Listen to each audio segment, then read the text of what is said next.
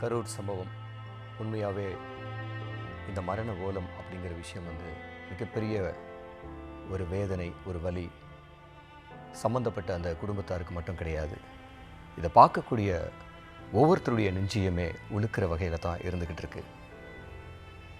இந்த சம்பவத்தில் சின்ன குழந்தையிலிருந்து பள்ளி மாணவர்கள் முதற்கொண்டு இளைஞர்கள், பெண்கள் அப்படின்னு சொல்லி அவங்க அத்தனை பேருடைய அவங்க குடும்பத்தை சார்ந்தவருடைய வலி அப்படிங்கிறது இந்த இரவு முழுவதும் ஒளிச்சிக்கிட்டு இருக்கிறத நம்ம பார்த்துட்டே இருக்கிறோம். மருத்துவமனை பகுதி மட்டும் இல்லாமல் ஆங்காங்கே இருக்கக்கூடிய இடங்கள்லேருந்து, சம்பவம் நடந்த இடத்துலேருந்து அவர்களுடைய உறவினர்கள் மருத்துவமனை அருகே குவிஞ்சி அவங்களுடைய அந்த கையறு நிலையில் வேதனை, துக்கம் தொண்டையடைச்சி இந்த காட்சிகளெல்லாம் பார்க்கும்போது உண்மையாகவே பார்க்கக்கூடிய அத்தனை பேருடைய மனசையும் உழுக்கிற வகையில் தான் இருந்துக்கிட்டு இருக்கு. ஒவ்வொருத்தரும் அவங்களுடைய உறவினர்களை தேடி அலைஞ்சி எந்த மருத்துவமனையில், எந்த வார்டில், எந்த நிலையில் இருக்கிறாங்க அப்படிங்கிற ஒரு பரிதவிப்போட, பதற்றத்தோட உறவினர்கள் அந்த நிலையில் இப்படி ஒரு நிலை நம்மளுடைய பிள்ளைக்கோ, நம்மளுடைய சகோதரனுக்கோ, சகோதரிக்கோ ஏற்பட்டுருச்சே அப்படிங்கிற வேதனை, சொல்லொன்னா துயரம் அப்படிங்கிறது மிகப்பெரிய ஒரு சோகத்தை பார்க்கக்கூடிய ஒவ்வொருவருக்குமே அந்த தாக்கம் இந்த இரவு முழுவதும் இருண்ட ஒரு உலகமாக மாறியிருக்கு. கரூர் கண்ணீரில் தத்தளிக்கிறது. கரூர் மட்டுமல்ல, இன்றைக்கு இந்திய தேசம் முழுவதும் இந்த சம்பவம் பார்க்கப்பட்டுக்கிட்டு இருக்கு. ஒவ்வொருத்தருடைய மனசும் சங்கடப்பட்டுக்கிட்டு இருக்கு, துடிச்சிக்கிட்டு இருக்குன்னு சொல்ல முடியும். உறவினர்கள் இந்த இரவு முழுவதும் அந்த மருத்துவமனை வளாகத்தின் உள்ளேயும் வெளியேயும் இன்னும் கூட அவர்களுடைய கண்ணீர் ஓய்ந்த பாடில்லை.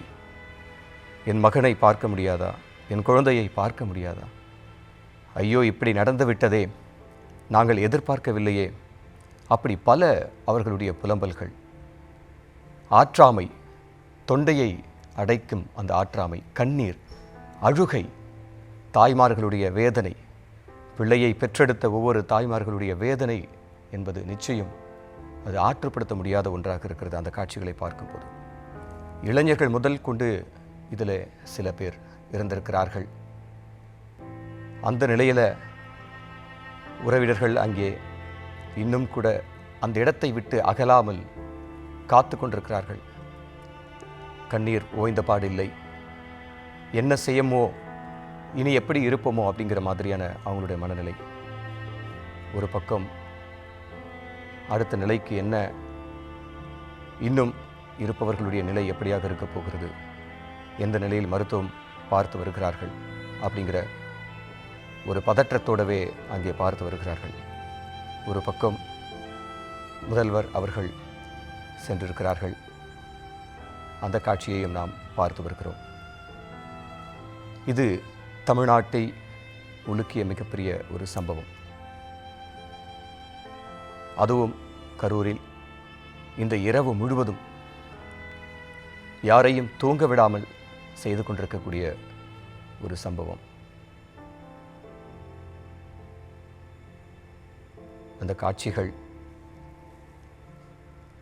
மிகப்பெரிய ஒரு தாக்கத்தை, மிகப்பெரிய ஒரு வேதனையை அளித்து வருகிறது.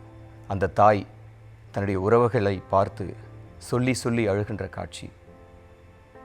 என்னுடைய மகனை, என்னுடைய மகளை, என்னுடைய உறவுக்காரரை என்று அவர்கள் குறிப்பிட்டு சொல்லக்கூடிய அந்த விஷயங்கள், எத்தனை எத்தனை கனவுகள் அவர்களுக்குள்ளே இருந்திருக்கும். என் பிள்ளையை இப்படி ஆக்கணும், என் பிள்ளை இதை சொன்னானே, நான் நல்லா வருவேன், இப்படி பண்ணியிருப்பேன் அப்படின்னு சொல்லி, எதுக்கு போனானோ, ஏன் இப்படி நடந்துச்சோ அப்படிங்கிற அவங்களுடைய புலம்பல், அவங்களுடைய ஆற்றாமை அப்படிங்கிறது அந்த மருத்துவமனை வளாகம் முழுவதும் கண்ணீர் துளிகளாலும் ஆற்றாமையாலும் அந்த ஓசை, அவர்களுடைய ஆற்றாமையின் ஓசை, பரிதவிப்பு, தலையிலும் மார்பிலும் அடித்து கொண்டு கதறும் அந்த கதறல் மிகப்பெரிய ஒரு சோகத்தை ஏற்படுத்தி இருக்கிறது, மிகப்பெரிய ஒரு வலியை ஏற்படுத்தி இருக்கிறது. இப்படி நடந்திருக்கக்கூடாது அப்படிங்கிற ஒரு எண்ணம் பார்ப்பவர்களுக்கு நிச்சயம் அது இருக்கும். சிறு குழந்தையிலிருந்து பெண்கள் முதற்கொண்டு, இளம் பெண்கள் முதல் கொண்டு அந்த வாகனங்களில் ஏற்றி அழைத்து செல்லும்போது ஒவ்வொருவரும் நினைத்திருப்பார்கள், இவர் எப்படியாவது உயிர் பெற வேண்டும், இவரை காப்பாற்றிவிட வேண்டும் அப்படி எண்ணி இருப்பார்கள். எல்லாவற்றையும் கடந்து சில பேரை நாம் இழந்திருக்கிறோம். இப்படியான ஒரு கூட்ட நெரிசல், தவிர்க்க முடியாத ஒரு கூட்டத்தில் சிக்கி தப்பிக்கவும் முடியாமல் அவர்கள் அங்கே சிக்குண்டு மயக்கமடைந்த நிலையில் மருத்துவமனைக்கு அழைத்து செல்லப்பட்ட நிலையிலும் சில பேர் இப்படியாக இருந்திருப்பது மிகப்பெரிய ஒரு வேதனையை, சொல்லொன்னா துயரை உறவினர்களுக்கு கையறு நிலையாக அது மாறியிருக்கிறது. கரூர் பெருந்துயரம் என்ற அந்த வார்த்தைகள் இன்று உலகம் முழுவதும் அது பிரதிபலித்து கொண்டிருக்கிறது. கரூரை கலங்கடித்த துயரம், மருத்துவமனையில் மரண ஓலம் என்பது இந்த விஜய் பரப்புரை கூட்ட நெரிசலில் 39 பேர் பலி என்பது மிகப்பெரிய ஒரு சம்பவம். முதியவர்கள் முதற்கொண்டு கண்ணீர் விட்டு கதறுகிறார்கள் அவர்களுடைய உறவினர்களை நினைத்து. அது மகனாகவோ மகளாகவோ பேரனாகவோ பேத்தியாகவோ கூட இருக்கலாம் என்று அதை பார்க்கிற போது கரூர் முழுவதுமே இன்னும் கூட அந்த கூட்டம் நடைபெற்ற இடம் இப்படியாக இருக்கிறது. அந்த இடம் முழுவதும் அலங்கோலமாக காட்சியளிக்கிறது. அங்கே கூடியிருந்த கூட்டத்தினர் அவர்களுடைய உடைமைகள், செருப்புகளாக, உடைகளாக, அவர்கள் கையில் கொண்டு வந்த அத்தனையுமாக அங்கே சிதறி கிடக்கிறது. கூட்டம் நடைபெற்று கொண்டிருந்த போதே சில பேர் மயக்கமடைந்த நிலையில் கூட்டம் நிறைவு பெறுவதற்கு முன்பாகவே ஒவ்வொருவராக மயங்கியவர்களை மருத்துவமனைக்கு அழைத்து செல்லும் அந்த பரபரப்பு தொடங்கிடுச்சு. அப்போதிலிருந்தே தொடங்கிய அந்த பரபரப்பு 39 பேர் மரணம் என்பதை தாண்டி இன்னமும் ஓயாமல் நம்மை சுற்றி சுழன்றடித்து கொண்டிருக்கிறது. மனங்களில் ஏதேதோ செய்து கொண்டிருக்கிறது. இதை பார்ப்பவர்கள் நிச்சயம் துயருற்று நிற்பார்கள். இந்த நிலை ஏற்பட்டிருக்கக்கூடாது. ஐயோ, சிறு குழந்தையாக இருக்கிறாங்களே, ஒரு பெண்ணாக இருக்கிறாங்களே அப்படின்னு சொல்லிட்டு ஏற்கனவே நிறைய விதிமுறைகள் விதிக்கப்பட்டிருந்த போதும் கூட இப்படியான ஒரு கூட்டத்தில் சிக்கி இப்படியான சம்பவங்கள், ஆம்புலன்ஸ் வாகனத்திலே ஒவ்வொருவராய் யாரெல்லாம் மயக்கம் போட்டார்களோ அவர்களெல்லாம் தூக்கி உடனடியாக மருத்துவமனைக்கு அழைத்து சென்றார்கள். ஆனால் அதில் சிலரை இழந்திருக்கிறோம் என்பது மிக வேதனையான ஒரு விஷயமாக இருக்கிறது. ஒரே குடும்பத்தைச் சேர்ந்த தாய் மற்றும் 2 மகள்கள் உயிரிழப்பு. கூட்ட நெரிசலில் உயிரிழந்தவர்களை அடையாளம் காணும் பணி இன்னும் கூட நடந்துக்கிட்டு தான் இருக்குது அப்படின்னு சொல்லும்போது அவர்களுடைய உறவினர்கள் தவிச்சுக்கிட்டு இருக்காங்க. என்னுடைய மகனை காணும், மகளை காணும் அப்படின்னு எத்தனையோ உறவினர்கள், பெற்றோர்கள் தவிச்சுக்கிட்டு இருக்கிறாங்க. ஒரே குடும்பத்தைச் சேர்ந்த அந்த 2 மகள்களை பார்க்கும்போது, அந்த முகங்களை பார்க்கும்போது, ஐயோ, இந்த குழந்தைகளுடைய கனவு என்னவாக இருந்திருக்குமோ, அந்த குழந்தைகளுடைய பெற்றோர்களுடைய எண்ணம், கனவு என்னவாக இருந்திருக்குமோ, அந்த குழந்தையை பறிகொடுத்தவர்களுடைய நிலை இப்போது நம்ம பார்க்கிறோம். உறவினர்கள் அங்கே கட்டி புரண்டு அழுவதை நாம் பார்க்கிறோம். அவர்களுடைய ஆற்றாமைக்கு, அவர்களுடைய கண்ணீருக்கு யார் தேற்றுதல், யார் ஆற்றுதல் படுத்த முடியும்? சொல்லன்னா துயரம் என்பார்களே, அது இதுதான். அந்த குழந்தைகளுடைய முகத்தை பார்க்கும்போது நிச்சயம் கல்லும் கரையும் என்பார்கள். அழகிய முகங்கள் இன்றைக்கு அமைதியாகி கிடக்கின்றன, நிசப்தமாக்கி கிடக்கின்றன. மரண ஓலம் மட்டுமே கரூரை நிரப்பி இருக்கிறது, கரூரை கலங்கடித்திருக்கிறது, கண்ணீர் மழை துளியாய் நனைத்திருக்கிறது. உலகத்தில் உள்ள அத்தனை கடும் நெஞ்சங்களையும் உழுக்குகிறது இந்த பெரும் துயரம். கூட்ட நெரிசலில் 39 பேர் பலி, 35க்கும் மேற்பட்டவர்கள் சிகிச்சையில் இருக்கிறார்கள் அப்படிங்கிறது. இந்த சம்பவத்தில் இன்னும் கூட அடையாளம் காண முடியாமல் தேடிக்கிட்டு இருக்கிறாங்க. கூட்டத்துக்கு செல்கிறேன் என்று சொல்லி சென்ற என்னுடைய கணவன், என்னுடைய மகன் எங்கே இருக்கிறானோ, எப்படி இருக்கிறானோ அப்படிங்கிற பரிதவிப்பு சிலருக்கு இருக்கக்கூடும். இப்படியான ஒரு கூட்ட நெரிசல், எதிர்பார்த்திராத ஒரு கூட்ட நெரிசல். ஓரிடத்தில் நின்று தப்பிக்கக்கூட முடியாமல், ஒரே இடத்தில் தேங்கி நின்று விழுந்தவர்கள் எழுந்துக்க முடியாமல், மயங்கியவர்களை தூக்க முடியாமல், அப்படியான ஒரு கடும் நெரிசல். இந்த இரவிலும் அங்கே உறவினர்கள் அல்லோலப்பட்டு அழுது கொண்டிருக்கும் காட்சிகளை நாம் பார்த்து வந்து கொண்டிருக்கிறோம். அந்த 2 பிஞ்சு குழந்தைகளை இழந்த குடும்பத்தினர், அவர்களுடைய ஆற்றாமை, அவர்களுடைய அழுகை அங்கே மரண ஓலமாக ஒலித்து கொண்டிருக்கிறது. அந்த குழந்தையை கையில் ஏந்தி அந்த தகப்பன் அங்கே போயிட்டு, என் குழந்தை இப்படி ஆயிடுச்சு அப்படின்னு சொல்லி அவருடைய அந்த துயரத்துக்கு என்ன சொல்ல முடியும்? அவருடைய ஆற்றாமை. பொத்தி பொத்தி வளர்த்திருப்பார்கள் குழந்தையை. பூ போன்ற என்னுடைய குழந்தை இன்றைக்கு உதிர்ந்து விட்டதே, என்னுடைய வாழ்க்கை இருண்டு விட்டதே, என்னுடைய குழந்தையை மறுபடியும் எப்போ பார்க்க முடியும், என்னுடைய குழந்தைக்காக நான் என்னென்னவெல்லாம் கனவு கண்டிருந்தேன் அப்படிங்கிற ஒவ்வொரு பெற்றோருடைய அந்த பரிதவிப்பு யாரையும் ஆற்றுப்படுத்துவது அவ்வளவு எளிய காரியம் கிடையாது. மொத்தமாக 111 பேர் மருத்துவமனையில் சிகிச்சையில் இருக்கிறாங்க அப்படின்னு சொல்லும்போது அவர்களுடைய குடும்பத்தை சார்ந்தவர்கள் என்ன மனநிலையோடு அங்கே மருத்துவமனை வளாகத்தில் இருப்பார்கள் அப்படிங்கிறத நம்மால் நன்கு உணர முடியும். அவர்கள் நல்லபடியாக மருத்துவம் பெற்று வீடு திரும்ப வேண்டும் என்று ஒலித்து கொண்டிருக்கும் இந்த மரண ஓல ஒலிகளுக்கு மத்தியில் அவர்களுடைய என்ன ஓட்டமாக என்ன இருக்கும் என்றால், எப்படியாவது சிகிச்சையில் இருக்கக்கூடியவர்கள் நல்ல மருத்துவ சிகிச்சை பெற்று நல்லபடியாக வீடு திரும்ப வேண்டும் என்று தான். நாமும் அதைத்தான் நினைக்கிறோம். இன்னும் சிகிச்சை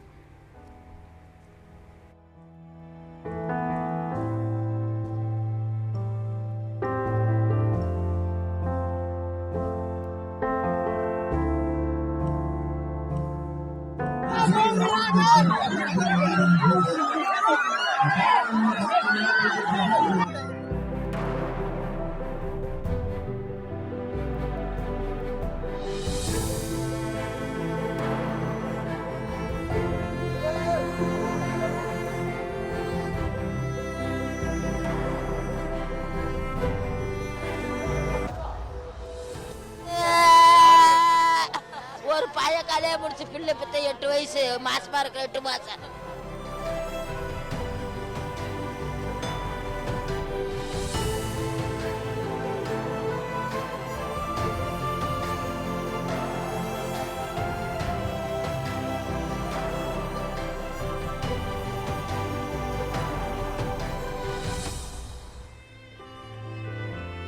கரூரில் பெரும் துயரம் என்பது இந்த இருளில் இன்னும் நீண்டு கொண்டே இருக்கிறது. மரணங்கள் ஒரு பக்கம், அவர்களுடைய குடும்பத்தாரின் வேதனை ஒரு பக்கம், இன்னும் சிகிச்சையில் இருப்பவர்கள் அவர்களை பார்ப்பதற்காக அங்கே கூடியிருக்கக்கூடிய உறவுகள் ஒரு பக்கம், அவர்களுடைய கண்ணீர், அவர்களுடைய கதறல் நம் நெஞ்சை இன்னமும் உலுக்கிக் கொண்டே இருப்பதை நாம் பார்த்து வருகிறோம். அந்த புகைப்படங்களை பார்க்கும்போது அந்த பிஞ்சு குழந்தைகளோடு பெண்கள் உட்பட, அந்த இளைஞர் உட்பட அவர்களை பார்க்கும்போது என்னென்னவெல்லாம் நினைத்திருப்பார்கள் இந்த கூட்டத்திற்குள்ளே வரும்போது. ஆனால் அவர்களுக்கு இப்படியான ஒரு நிலையா என்பது, அவர்கள் இப்படி இறக்கக்கூடுமா என்பதை யாரும் நினைத்திருக்க மாட்டார்கள். அங்கே மருத்துவமனை வளாகத்திலே அந்த பெண்கள் வயிற்றிலும் வாயிலும் அடித்து அழுது கொண்டிருக்கிறார்கள். கல்யாணம் முடிஞ்சு 8 மாதம் முழுகாமல் இருந்தாங்க அப்படின்னு சொல்லப்படுற அந்த விஷயம், அவருடைய கணவனோ மனைவியோ இப்படியான உறவுகளை இழந்து தவிக்கின்ற அந்த உறவுகளுடைய வலி வேதனை. கரூர் கண்ணீரில் மிதக்கிறது. கரூர் மட்டுமல்ல, இதை பார்த்து கொண்டிருக்கக்கூடிய ஒவ்வொருவருடைய கண்களிலிருந்தும் கண்ணீர் பெருக்கெடுத்து தான் கொண்டிருக்கிறது. இப்படியான ஒரு சம்பவம், இப்படியான ஒரு பெரும் துயரம் இனி நிகழக்கூடாது, யாருக்கும் நிகழக்கூடாது, உலகத்தோட எந்த மூலையிலும் நிகழக்கூடாது என்பதுதான் யாரும் எதிர்பார்த்தராத ஒரு சம்பவம். ஒவ்வொரு தாய்மார்களும் பாட்டிமார்களும் அவர்களுடைய பிள்ளைகளையும் பேரன் பேத்திகளை நினைத்து அழுவதை பார்க்கும்போது உண்மையாகவே அது மிகப்பெரிய வலியையும் வேதனையையும் கொடுக்கிறது. கையறு நிலை அப்படின்னு சொல்லுவாங்க. என்ன செய்வது, ஏது செய்வது அப்படிங்கிற ஒரு நிற்கதியாக நிற்கக்கூடிய அந்த கையறு நிலையில் ஒரு பெண்மணி தவிப்பதையும் ஆற்றாமையால் அழுவதையும் பார்க்கும்போது உறவினர்களுக்கெல்லாம் ஃபோன் பண்ணி இப்படி ஆயிடுச்சு அப்படின்னு சொல்லி அந்த உறவினர்கள் அங்கே கூடிக்கொண்டிருக்கிறார்கள், பார்த்து கொண்டிருக்கிறார்கள், அவர்களுக்கு ஆறுதல் தெரிவிச்சிட்ருக்கிறாங்க. கூட்ட நெரிசலில் உயிரிழந்தவர்களுடைய அந்த குடும்பத்தை சேர்ந்தவங்க இந்த நாள் இருண்ட நாளாக, இந்த இரவு அவர்களுக்கு மிகப்பெரிய ஒரு கருப்பு நாளாக மாறி இருக்கிறது.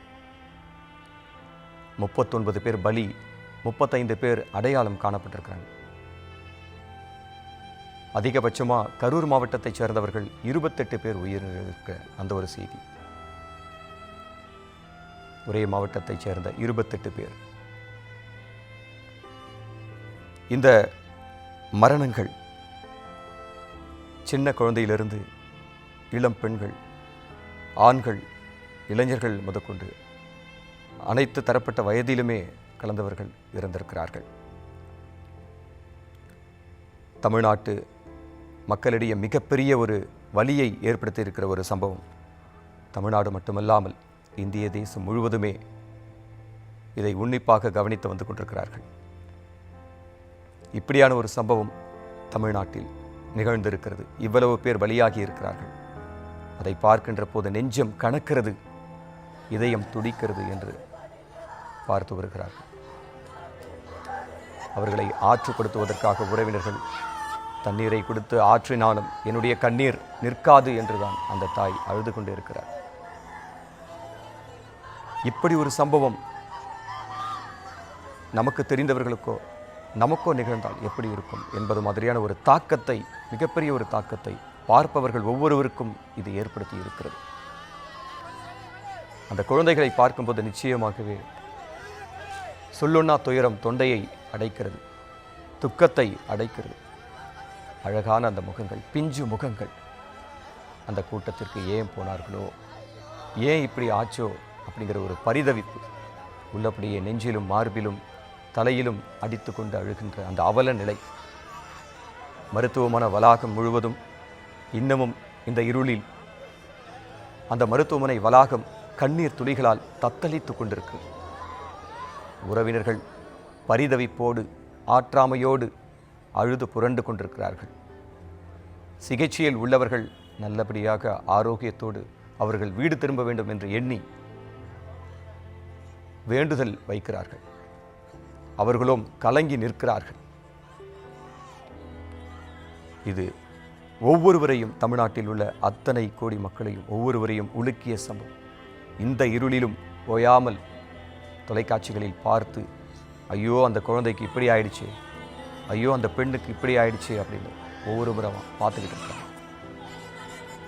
இப்படி பார்க்கின்ற ஒவ்வொரு இல்லத்திலும், ஒவ்வொரு குடும்பத்திலும் இந்த தாக்கமானது மிகப்பெரிய ஒரு வலியை, மிகப்பெரிய ஒரு வேதனையை ஏற்படுத்தி இருக்கிறது.